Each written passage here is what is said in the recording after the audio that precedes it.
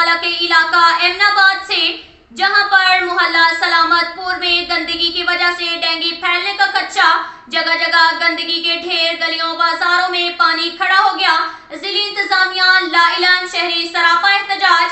मजीद जानते हैं वहां पर मौजूद अपने नुमाइंदे मोहम्मद नवीद गंगोह से। जी नवीद, बताइएगा।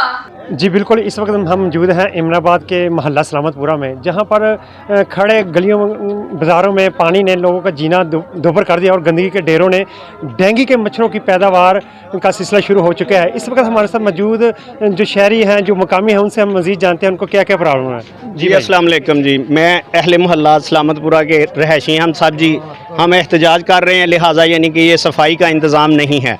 हम बार गए हैं जी, इंतजामिया को गए हैं, उन्होंने जाके साड़ी कोई सुनवाई नहीं की थी, साड़ी कोई सुनता नहीं। साड़ी इत्थे टाउन कमेटी इमनाबाद है, वो भी नहीं सुनते। लिहाजा साड़ी यानी कि गुजारिश है मरीम नवाज वज़ीर आला पंजाब अगे कि सफाई का इंतज़ाम करवाया जाए।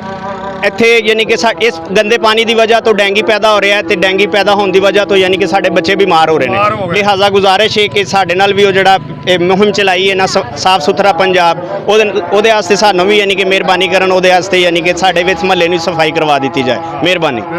जी इनकी बात आपने सुनी। इनका मतलब यही कहना था कि जो वज़ीर आला पंजाब मरीम नवाज़ ने साफ सुथरा मुहिम शुरू कर रखी है, पूरे पंजाब में चल रही है, यहाँ इमनाबाद में भी मोहल्ला सलामपुरा की सफाई करके इनके ये जो मोहल्ले में डेंगू की अफजाइश शुरू होने वाली है उससे इनका छिड़काव दिलाया जाए। जी अब तक के लिए इतना ही काफी है। मिलते हैं अगले बुलेटिन में।